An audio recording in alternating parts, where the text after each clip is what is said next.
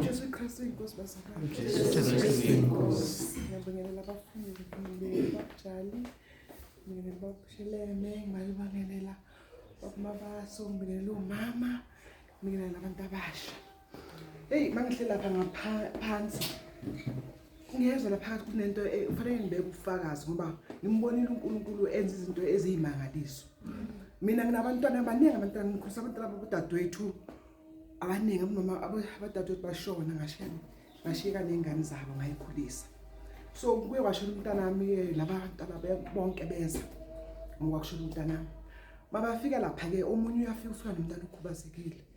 Hey, ngimbona umntana ke nje uthi awuna umntana kanjena. Kuba ngiphathe kahle kodwa ngithi inkosi ngishiyela kuwena. Hayi ke lokhu ngikhuleka nakubaba ke sikumenyezela ukuthi baba umfundisi uzofika eDH kaXolo. Ngimfonela umntana wami ngoba uhlala eNatal. Ngimfonela ukuthi Siphili, ngisacela ufike umntana wami ngoba kunomfundisi bengifuna azokhulekela umntwana njobe ekanjena. Ayavuka uphisiwe. Malokho kuqhubeka isikhathi, hayi bese ngifathi mama ngeke ngisakhona ukufika ngoba udokotela uthe ufuna ukuthi bamcheck bazomenza iscan ukuthi kungani uyini kahle ngoba nokukhuluma kakhulu kahle. Ngithi hayi okay ke sisayi akusenani. Bese hayi mama sengizoza nje ngizonivakashela. Ngithi hayi mntana ungafika ke kodwa uzovakashela. Nami phela makafika ngimbona umntana nokukhuleka sikhuleka. Bese ngithi Phili ngicela uthathe lo mthandazo umkhuleko lona osefonini. Ngesinye isikhathi abanye abantu bacabanga ukuthi makusho umfundisi uzokhuleka kufanele aze akubeke izandla kuwe bonakala ngathi umkhuleko usebenza ngalo ndlela. Cha, awusebenzi ngalo ndlela. Noma utheshiwe urekhodiwe mawunenkolelo ukuthi uzosebenza. Ngimchazele kumntana nami lo mkhuleko lo uhamba kanje. Akusho ukuthi umfundisi ngoba engekho eduze kwethu ngeke usebenze umkhuleko. Ngicela usebenzise. Yazi ngimbone nje ukuthi ngathi akayithembi kahle lento isho umama. Kodwa ngoba nguma wakhe angikholwa. Ayike kuqala kancane umntwana nokusikhuleka nje sikhuleke. Hawu asuke kuma wakhe kwelinye isofa athi qathu umntana kuna 5 years akahambi. Uhamba ngezandla uyakhasa una 5 years. Asuke kuma wakhe athi qathu ezekini. Athi mama yakhe hawu ma nami umntana bese qathuza.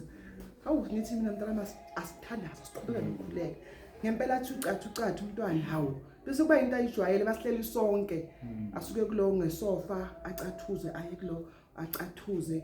Hawu hayi ngithi kuphila siqhubeke njalo ngithi umntana nasemini mayilala umntwana noma wona unesikhathi ubothatha lo mkhuleko ubeke ayaqhubeka uphili awubeke umntana umkhuleka ubeke. Hayi kuze kufika isikhathi sokuthi ahamba ekhaya. Bayifika ekhaya umntwana amangaza wonke umndeni. Vela asuka umntwana futhi emakhaya kumnandi unotshana ngithi ekhaya lapha. Suka umntwana ngithi bevakashe kagogo suka umntwana athi qathu ahambe umntwana. Ahambe umntwana. Ngifonele na ugogo lapho uphithisa hlala kubo athi hawu bese ngazi ukuthi khona into kanje. Ngithi eyikhona belokhu ngikhathaza indaba umntwana ngibone kanje. Kodwa ke ngicela ngingayeki ukuthi ngikhulekise umkhuleko enephili. Ngicela umfundisi nje bechaza ukuthi izono zethu bazali zenza udonga phakathi kwakho noNkulunkulu. Ngesinye isikhathi kuba nje umntana kanje kuba izono zethu. Mongayimisela wena ukhuleke ubhale phansi izono zakho ubhuke kumfundisi. Ngizakacela usisi wami sisifikile ngathi sisacela umchazele kahle ngoba ngathi akayizwa kahle kimi lento. Umchazele ukuthi lento ihamba kanjani. Wathi sithi hayi nami ngizomfonela ngimchaphilisiwe ikanjani lento le.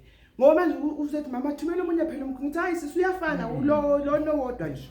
Hayi ukuthi lo zolo ishintsha mntana yilo nje wodwa uma uthemba nje kuwona kuzokwenzeka. Ngiyambonga kakhulu uNkulunkulu ngoba hey isimanga sengizwa nomunye sakathi yazi ngibona umntana kaphilisiwe sekahamba ngifuna uphilisiwe nje uthi yiliphi yasonto ahamba kulo.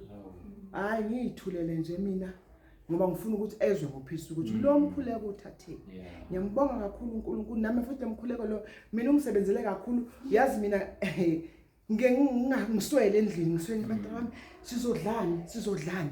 Hayi ngishona uNkulunkulu ngikhuleke ngithi Nkosi namhlanje ngazi uwangiphale ingane wawazi unengane ngizoba nengane ezikanje ezingena mama sizolala sidleni namhlanje. Hayi ngivele ngisukuma ngiqeda ukuthi amen.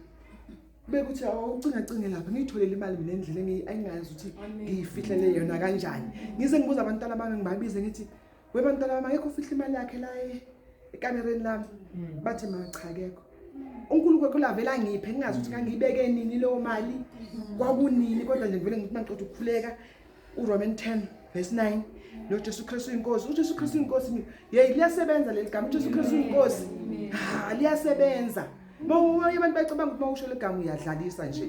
Yazi nje vele bakubuke nje ukuthi mina sokubuningi uNkulunkulu angenzele kona.